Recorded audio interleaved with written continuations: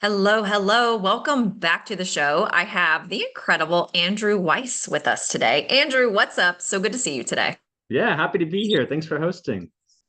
Awesome. Awesome. Okay. Well, we are going to talk all things. We're going to talk a lot about social media, growing social media organically, creating social media communities, because that is our jam.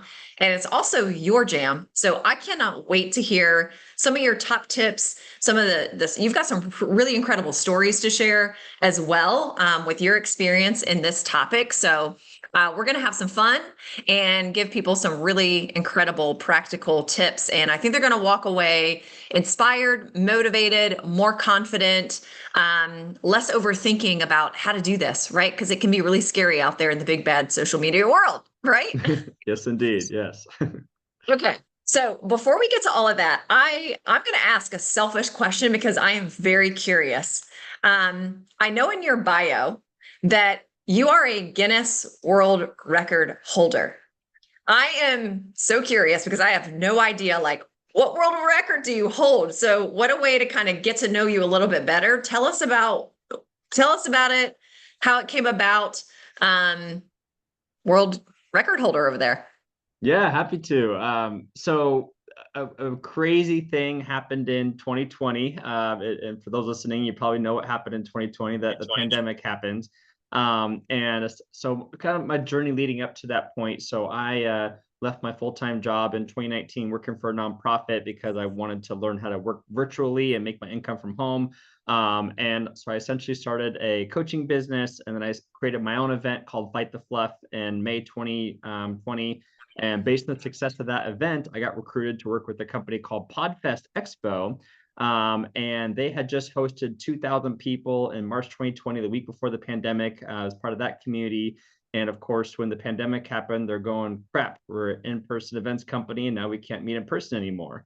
And our founder, Chris Krimitsos, he essentially is a go big or go home kind of person. And he knew it was such a unique opportunity. You know, the phrase is like catching lightning in a bottle of when else are people going to be stuck at home, but still want to learn and connect and grow from each other kind of thing. And so he went to Guinness and he said, hey, what would it take to break a Guinness World Record for world's largest virtual podcasting event in 1 week? And Guinness said they needed 5,000 people to sign up. So I got brought on when we were at the 2,000 people coming to our events, and going from 2,000 to 5,000, there was, of course, a big jump. But by putting together Kickstarter campaigns, by putting together ad campaigns, by just like having a great common Simon Sinek talks about this, a great why behind something, of bringing people together, breaking a Guinness World Record. We're able to rally the troops to more than double our attendee list, to go from 2,000. And of course, by the end of the week, we had 5,003 people. And so I'm grateful I invited my mom and my brother and my next door neighbor to sign up for the event, and we get that Guinness World Record essentially. My gosh, that's incredible. Okay. So leading up to that, what was your experience in creating that type of buzz, that type of community, that type of, those are, like you said, like going from 2000 to 5000. And how quickly did you do that? Oh, that's a good question. Let's see. I think we started promoting the event in June, and then the event itself was mid-August. So I believe we put that all together in like 2.5 months 2 months. of getting 5,000 plus registrations. Okay. And Okay. I come from a marketing background. I studied advertising in college and school. And so it's really fun to help bounce ideas off Chris, help with operations to actually make it happen, get people access to the event and stuff. But yeah, it definitely took a lot of work, a lot of late nights, but at the end of it, we were able to all be Guinness World Record holders, which is awesome. That's amazing. All right. So what was your mindset going into that? You hear that number, 5,000. You knew you had a very short amount of time to do it. I'd love to hear your approach to it from a mindset perspective, and what was your thought life like? What were you telling yourself? And the reason why I'm asking you this question is because whether somebody wants to grow their community from 2,000 to 5,000 people in 2 months, or whether they are starting a Facebook group for the first time and want to get their first 100 people in it, or their goal is to add, 250 people a month to an email list. or fill a program with 10 people or 50, like whatever the goal is, right? I think sometimes it's very scary in our minds and we go straight to that's not possible. I don't know that many people. How am I going to do this? And we just start stacking all the obstacles up and it really squelches the creativity and imagination. I imagine you had to be so locked into your creativity and imagination because I'm sure everything you did not like turn to gold. So, will you unpack and walk us through your mindset going into that? And then, as you faced maybe some adversity, how did you overcome that with just your mindset through that process?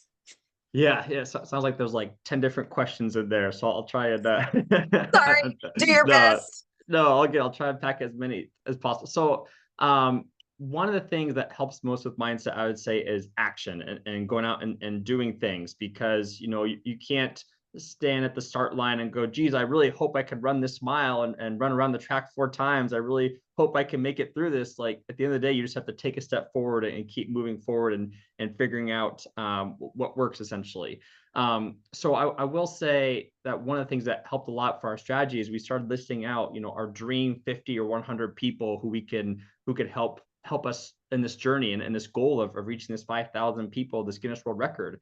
So we started listing all these people who could help support this goal. We invited them all on a call, told them our goal, told them what was going on, told them the support we needed, and that really helped catalyze things. So it shows you don't have to do things on your own, that people want to see you succeed, they want to support you, they want to help you out. And because believe it or not, the world's a more helpful place than you're probably giving it credit for. And so people like seeing each other succeed and helping each other win. Um, and so as far as the adversity goes, like, yeah, there was a lot of adversity, like even a month, a couple weeks before the event, like we were probably sitting around 3,000, 4,000 people and we're going, crap, like this is all going to be for nothing. Like this is going to suck. Like we're losing money on this. We have all these people promoting us and it seems like we're not going to hit the goal that we want to go after. But fortunately, Chris and I encourage each other. We're like, you know what, we're making this happen no matter what. Like we're not quitting, we're not stopping. Like we're gonna do whatever it takes to reach this goal. Because we want to create that confidence in our mindset, knowing that when we set a goal, we reach it, and nothing can hold us back, essentially. So yeah, going back to helping with the mindset, I'd say making sure you get the right network and support of people to support you along the way, like making lists of people, and whether you've met them or haven't met them before, like reach out and connect with more people to help you in your goals. And then secondly, like keep going, don't stop, and understand that, have that mindset that nothing can stand your way, and does give you a lot of confidence boost moving forward too. So that's what I would say to help with the mindset side of things, is get people to support you and keep going no matter what. Yeah, I mean, that is such good advice. It's really simple. I mean, it sounds so simple when you say it. It's like, oh, like that's it? Like that's all you have to do? But that is what you have to do. And again, like you only had 2.5 months. I imagine you had to be insanely consistent every Oh yeah. single day, Oh right? yeah. And anything that you're building, I mean, I really want people to get this. Anything that you're building, whether it's to fill a community, fill a program, it just doesn't matter. What you just shared, Andrew, like that is the answer. You don't have to come up or dream up something that is so left field, or you don't have to reinvent the wheel. I think that, I'll ask you this question too. Were you ever afraid of being rejected? Like, I'm going to reach out to these people to help fill this. Were you ever, if like, did it ever go through your mind, like, oh my gosh, like, what if they say no? And two-part question, were there people who told you no? Like, sorry, no. Or did you get ignored? Or did you have like 100% success? Every single person you reached out to, like, said yes, and every single thing you tried, like, it worked. So one of the things that we need to understand is, and obviously everything's situational and things are subjective, but at the end of the day, life is a numbers game, and that's just kind of how life is. That if you ask 10 people to do something, I'll be very impressed if you get all 10 of them to do it. And like obviously, yes, there's layers and subjectivity there. But I'll give like an example for us. So we invited, I want to say like 400 people on a Zoom call to join us to talk about our mission, our goal, our why behind what we were doing. Out of the 400 people, I believe about 200 people showed up. which is still amazing to have 200 people. But the fact that you had to invite 400 people to get that many people to show up in the first place, like hopefully you're thinking, okay, yeah, it's a numbers game. And then out of that 200 people, I believe like 60 or 70 people donated to our cause to help make this vision or like a starting point for a reality kind of thing. So the answer is, if you're trying to go through life, never get rejected, like I'll just pat you on the head right now and just say, like, go ahead, get your blanket, crawl in a corner and cry about how life is. But if you want to be successful, if you want to win, if you want to know what that feels like and like really reach your goals, like understand, like, yes, it's a numbers game, but then yes, you shouldn't treat people as a number, but just understanding like that's the nature of the game. Like even with birthday parties, like even with Christmas parties, like there's a good chance, even if you invite your best friends or family, things happen, things come up. They're not all going to show up, even if they want to. So just kind of understand that it's one of the five or four agreements. I forget who wrote that book, but the book's called The Four Agreements. And one of the agreements is don't take things personally. And don't make assumptions. And so that's another agreement. But so yeah, just understanding it's a numbers game, put yourself out there, but treat people well, build qualitative relationships, and it should be easier to keep moving forward from there once you understand those things. Yeah, something that you shared stood out to me when you said you invited 400 people to come to learn about your vision. I don't remember your exact words, but basically, like you were going to cast vision over those people and tell them, like, here's our vision, here's our purpose, here's our mission. Would you say that that is like a key component when getting people to get on board with you, whether it's people to join a community, your Facebook group community, or getting people to share your podcast episodes, or getting people to join your cause, or getting people to be a joint venture partner or affiliate? That really stood out to me. I think sometimes we just ask people to help us, or we just ask people to buy from us, or we just make the offer. But have you found that people really genuinely do want to know what your vision is? And if you're sharing the vision, often it's easier to get people on board. Oh, 100%. Yeah, humans are existential creatures. We want there to be more to our lives than just at the end of the day having a few numbers on a gravestone of when you lived and when you died and a dash in between. Like, surely there's more to life than that. And so, yes, it's very important to have a vision. It's very important to state what you want to create and why people should get behind you, because part of this is that it's unfortunate that a lot of people don't have visions for their lives. They don't know what they want. They don't have goals that they want to set. And so when you are showing people that you do have these things and you do want to share them with other people, it helps motivate them and inspire them to want to get behind you and create visions and inspirations for themselves as well. So that's why it works in your favor to share the why you want to do things. And it does help get people on board in the first place as well.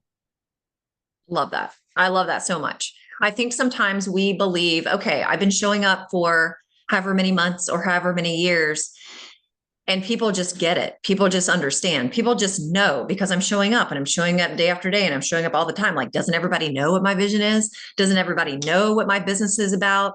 Doesn't everybody know what I offer? And I mean, I've been guilty of that too, Andrew. I've been in business since 2011. And sometimes I think the longer you've been in business, your mind just tells you, like, I've been doing this long enough. I don't have to keep saying like the basic things over and over and over again. I shouldn't have to keep repeating myself. I shouldn't have to keep saying the same thing. And I see a lot of, I'm really curious to your perspective on this. I see a lot of entrepreneurs who get bored very fast of the message that they're sharing on social media. I see them want to pivot way too often. I see them, a lot of our audience, we're coaches here. You're a coach as well. And once you're working with a client, sure, a lot of problems and pain points come up during your sessions, and you can help walk people through that. Sure. Every single one of your clients, they may get various different results from you. And I see such a tendency for people in their social media content that's built to be attracting people and generating leads and then converting those leads into clients, talk about all the problems they solve or all the results they help. And if you go look at their social media for the last 30 days, you can't actually pinpoint, like, who could I think of that I could refer to this person? Because they're talking about 10 different topics, all 10 things they might be interested in, but I don't know if I'm the right fit for you. I don't know if I want to buy from you. I don't know what you offer. I don't know who to refer to you. And that does not grow a community, and it doesn't grow a business. So can you speak into what really allows a business owner's social media efforts and their content efforts to really, really work for them long term and work for them consistently. And what I mean by work for them, like it actually generates leads and it actually moves people into becoming a client, because engagement isn't the ultimate goal here. It's getting clients is the ultimate goal from all of our social media content efforts. So can you speak into that? No, 100%. So we live in a social media world where like AI is a big part of things, and so a lot of people are leveraging AI in positive ways. And but the issue is they're still just like copying and pasting, and they're not adding much personality to things. And so what I would say is like as someone who wants to engage more people, convert more leads, like show your personality, like show some of the type of humor you have, like show some of the fun facts you enjoy doing, show some of the hobbies you enjoy doing outside of work, because people want to buy from people at the end of the day. And so like having a variety of content.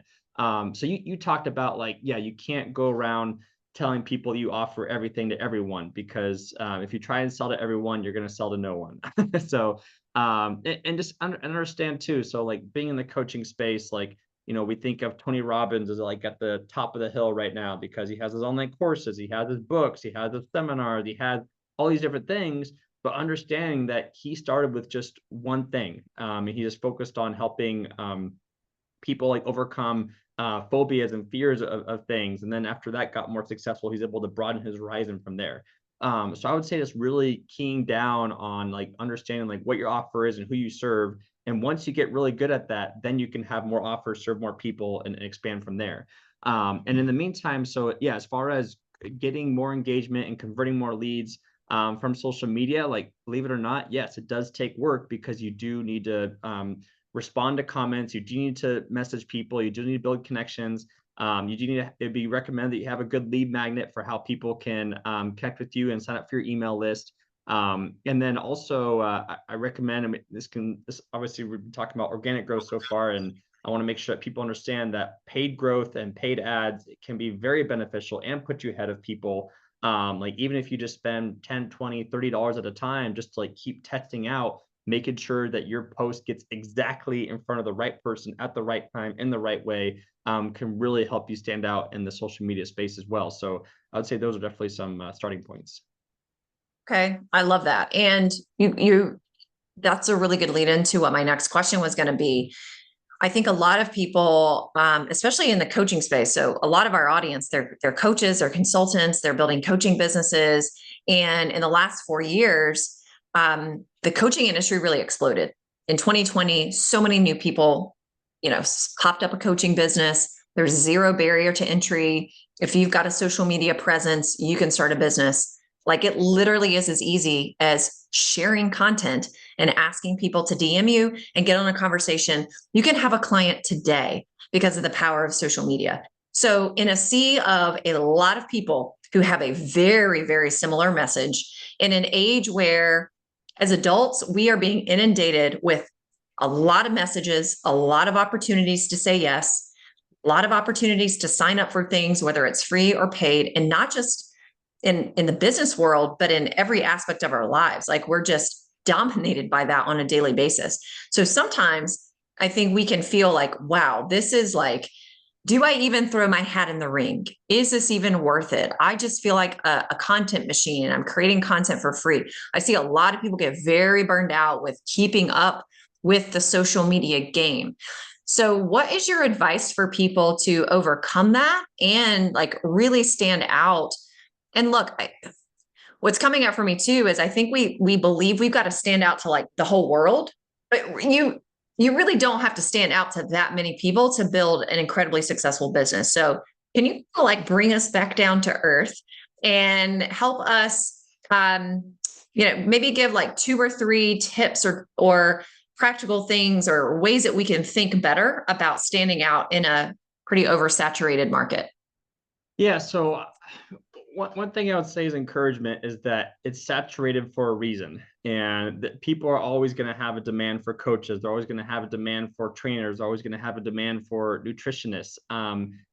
But for you, Megan, for example, like how many coaches can I work with who come from education background, who was able to work with a 7-figure company, who was able to, who has a wonderful family while living in Florida. Like even just like take your specific things, understand that people are going to connect with you more than, let's say, you have a guy living in Texas who only likes eating tacos or something like that. Like it goes back to just like, yes, like you might offer similar service as that guy in Texas, but it goes back to what I said earlier, is that people buy from people at the end of the day. And just like we have unlimited grocery stores to choose from, but there's a good chance that you might only go to Trader Joe's and that's it, even though there's 100 other grocery options. So first understand that like that's, yes, it's saturated, but that doesn't mean that people aren't going to buy from you. So do not let that hold you back. And then going back to, yeah, just like really doing your research on and building your credibility in your case studies, understanding that you do know what you're talking about. You do know how to help people, because there's a lot of programs and people out there who say they can help you, who say they'll create a transformation in your life. And then you spend $10,000 in their program. And they're like, okay, yeah, sorry, you didn't have a transformation. Better luck next time, kind of thing. But if you're the one going, no, I'm serious, I can help you. I'll do it as a fraction of the price, or I'll double the price just to show you how confident I am. Like, that's fine. But just goes back to like, if you're confident in your product, you're confident in your skill sets, be confident in who you are as a person with your personality. That's what helps you stand out. That's what helps you get clients, and be able to win the game, essentially. Amazing. Okay. So, I was sharing that some people feel like, gosh, this is like a job just to keep up with creating content every single day, let alone creating content for all the different platforms that are out there. We have Instagram, Facebook, Twitter, Yeah. LinkedIn, YouTube. Like, it's literally endless where you could be showing up, where you could be building a community, where you could be attracting leads. And I think people get, especially if they're doing it on their own, they're getting really bogged down and they're thinking they have to be everywhere. So, what advice would you give to someone like, how do you know like which one you should be paying attention to? And speak to the person who might just be getting started. But I also see it with people who've been in business for a really long time and they've spread themselves so thin, and it's not working in their favor to try to be on 5 different platforms and create content for 5 different platforms every single day. So what advice would you give to someone about that? Yeah, so I would remind you too that consistency is so important. That is a great quote. There's a business company called the Biz Bros, and they say, if you're out of sight and you're out of mind, then congratulations, you're out of business. So it True. is important to constantly putting yourself out there in the first place. And the way algorithms work is that you might think, oh, if I say the same thing, then the people who saw my post last week are going to see it again. They're going to get annoyed, but that's not always the case. That new people are going to be seeing your content all the time, so it's okay to repeat yourself. And another example I like is that people, Taylor Swift right now, she's the top artist in the world, I believe. When they buy thousands of dollars on tickets to go to a concert, they know what song she's going to sing. Like they're not surprised and Not going, oh my, surprised. my gosh, I haven't heard this song before. Like, maybe there's a chance of it, but they buy it to go experience it, knowing what they're going to experience. So going back to like, it's okay to repeat yourself content wise, because people appreciate that content and you're getting new people all the time. So that's one answer. And then going back to your question about what social media platform to use, the answer is the one that you like using the most, and or the one that your clients are most likely to come from. And so, if you're in construction and analytics, and B2B, is a good chance you have more clients on LinkedIn. If you're in videography and photography, is a good chance more of your clients have been Instagram. And so find the social media platform you enjoy using most, and the one that you think your clients will be most likely to come from, essentially. Yeah. And then as far as content ideas, you're like, okay, yeah, I love using Facebook, for example, but I don't know what to post. I don't know what to talk about. I was reading Alex Hormozy's book about $100 million leads. And one of the things he talks about is that if you're giving value on your posts, and giving great advice, and it's quote unquote free because they're just reading your social media posts, like even by giving them free information, that shows that they will still want more. Classic example is that in Costco, they hand out samples for a reason. Like, yeah, you're super happy that you're getting a sample from Costco, but then you're like, oh my gosh, I actually love this so much, I do want more. Versus if they try a sample and they don't like it, that's okay, because it's not your audience anyway, per se. So Mhm. I'd say like making sure you're constantly on social media as much as you can, picking up platforms that you enjoy and or you get clients from, giving value, and then Alex Mosey talks about you should give at least 3 to 4 value posts for every post where you ask that you're taking on clients or ask for an offer per se. Um, and then I was going to say one more thing, but it's escaping me right now. But yeah, essentially. Oh, and then if you're running out of content ideas, like it's okay to use AI like ChatGPT, or I personally like Perplexity.ai, that says like, hey, in your case, like, hey, I'm an online course coach. I need 10 content ideas for the week to help me better explain what I do to help clients, or better explain why people should sign up for my program, and then let that inspire you to come up with some content. And you can tweak that accordingly. So rather than having to, bang your pencil against your brain and go, what should I talk about today? Like put it as a Yeah. prompt so that you don't have an excuse to not post content anymore. Yeah. I use AI. I use ChatGPT, and it takes a little bit of training it to use like your voice, your tone, your personality, your strengths. But I mean, I'm not gonna lie, it helps me write my social media posts that promote the Facebook Live training I'm going to do every week inside my Facebook group. I mean, one of those posts for me that it helped me write has 102 comments on it. Wow. That Yeah. means like about 50 people ended up joining it. So I use it for that. I use it to come up with hooks. I use it to write emails. I use it to write subject lines. I use it to help me come up with content for my Facebook Live. Now I go in there and like do some things to it, but I'm not joking. It's literally doing about 85% of the work for me.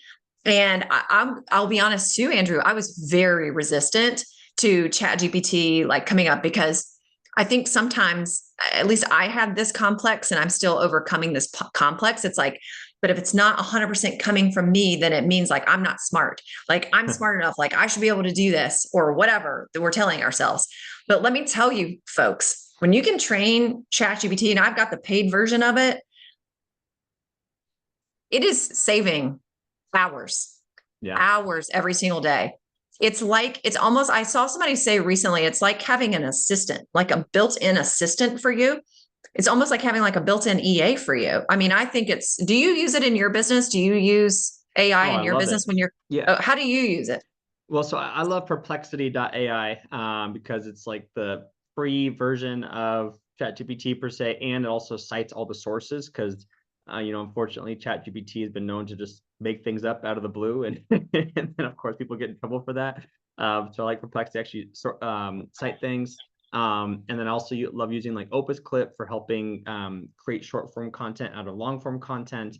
So those are the top tools that I'm currently a fan of for leveraging. Okay. I love that. I mean, it's a fantastic tool. Okay. Sweet.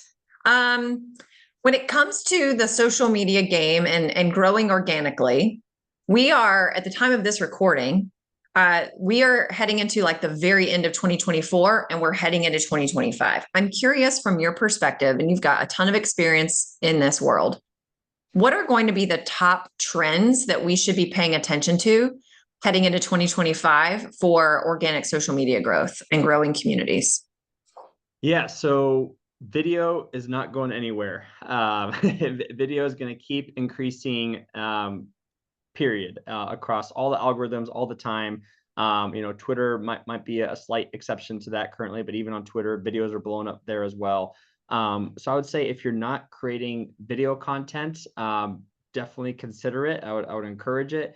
And Start. I understand, yeah, start. And I would say like, yeah, if you absolutely hate getting on video, like maybe learn some on-camera presence skill sets, and then or just like or just really double down on your writing or double down on something else. But if you have the opportunity and the chance to pick up video and do more video, do that, because you post an image on Instagram, for example, you might get like 30 views, and you post a video on Instagram, you'll get 300 views.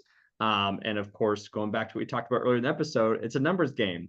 And so you want a higher chance of converting more email list clients, of converting more clients in general. And the way to get a higher chance is to get more people viewing your content, and so on and so forth. Um, So I would say, yeah, social media trends look out for in 2025 is definitely expand your video skills. And of course, if you want help editing and putting some content together, talk to me and the team. Happy to help you with that to help you grow your social media presence.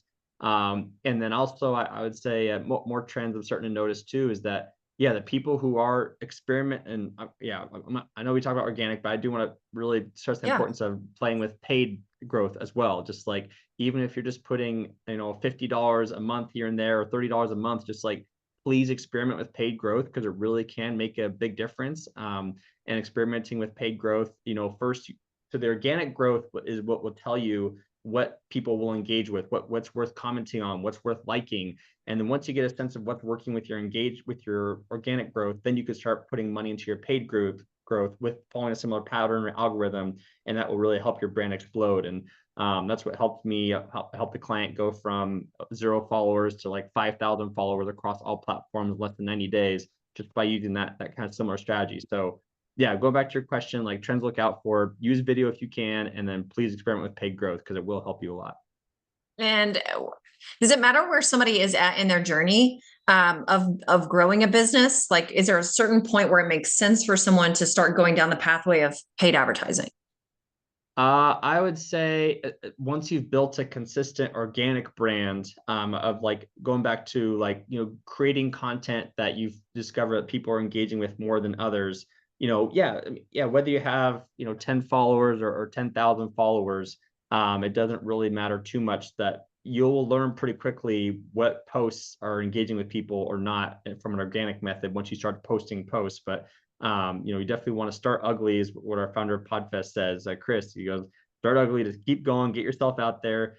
We talked about using ChatGPT or Perplexity for some prompts if you need some ideas, but just start creating content no matter where you're on your journey. And then based on what's working, then you can use paid growth from there. Amazing. Okay. So, kind of in closing, if you were going to wrap this up in a bow, what might be 2 or 3 activities that people can literally listen to this and go do it like immediately, like in the next like few minutes on social media to do whatever you want them to do? Like, what would those top 2 or 3 tips be?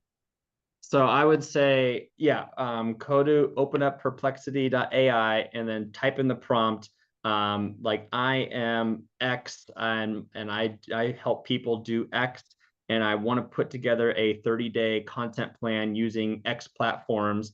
Help me come up with some ideas for what I can post for my brand that combines giving value and also asking for clients to sign up for my program kind of thing. So just put that prompt in, hit enter. If you haven't used this chat GPT or Perplexity, ready for your mind to be blown. Yeah. And then of course, just like copy and paste that into an Excel document or Word document and just start editing them accordingly. And then once you take one of the prompts, if it's like day 17, write about XYZ, put it back into chat GPT or Perplexity and say, okay, add some humor to this or add this to it. And then of course, edit it accordingly. And then you can schedule content out either through the platform organically or I currently use the social media scheduler called later.com. They incorporate some AI things, make things easy to drag and drop to schedule content for the month. So I would say, yeah, create your content schedule for the month, post it, and then track the results to see which post worked, which post didn't work. And then also, yeah, reach out to more people that say you want to help grow your brand and that what your vision is for how you want to grow your company and get some more people to help brainstorm with as well. Yeah. Yeah. I mean, I just did that 2 days ago. I made a list of, I don't know how many people, it's like 30 or 35 people who I know. These are people who I know really well. I've been building relationships with them for years in different capacities. And I made a list of them and then I've reached out to 10 of those 30 or 35 people. Some ignored me. Some haven't even seen the message. I think one person said not right now. And 2 people said yes to like helping me get the word out there to their audience, right? You got to do it. But like you said at the beginning of our conversation, people of the world, they are actually a lot more willing to lend a hand and help than we think they are. We're so afraid of people thinking we're stupid or thinking we're silly or thinking we're bothering them, but people really are willing to help. So I'm going to second that because it really does work. And you just have to again, even with that, it's the power of numbers because not everybody's going to say yes to you. Yes, exactly. Yeah. And once you know that, like things will become easier for you and less stressful for you too. You're not stressing over every single response, no matter what. Yeah. Yeah. Okay, cool. This has been amazing. So many like practical, implementable tips that people can literally turn around and go implement today. The other thing I really love about this conversation is you took a lot of the mystery and the complexity and the complication and the like mystery out of social media and growing and generating leads and creating this incredible community. It really is simple. It's a matter of being very committed to it and taking consistent action on the same things and getting the feedback from the people. Like, what are the people saying? What are they resonating with? And not getting so bent out of shape when my one post didn't, I thought it was amazing, but it didn't get any comments. Okay, we'll go back to the drawing board and figure out what people are actually going to resonate with. Yeah. So thank you for like just kind of demystifying that and reminding us it's about action, and more action and gathering the feedback and the data and making changes based on that. So I'm sure there are people who are like, how do I find this guy? How do I work with you? In what way do you work with people? Who do you work with? So give us the scoop on that. Yeah, so you can find me on social media at the Andrew J. Weiss. You could also send me an email, andrew@weisswisdom.com. Always love connecting with people. And I'm currently helping coaches and events, grow their social media presence to get more clients and leads through social media, basically. So happy to chat more with you about that. And hope you're ready to have some fun with your social media because that's definitely most important at the end of the day. Sweet. Awesome. Well, all that information is in the show notes. All right, Andrew, any parting words you want to share before we say goodbye? I'd say, get out, make your voice heard, do it more often. And just understand that a lot of people are ready to help you along the way, including me and Megan, or Megan and me, I should say. So definitely get out there and get going. Yeah, amazing. Well, thank you so much. And everyone, remember to design a business and life that is built to last.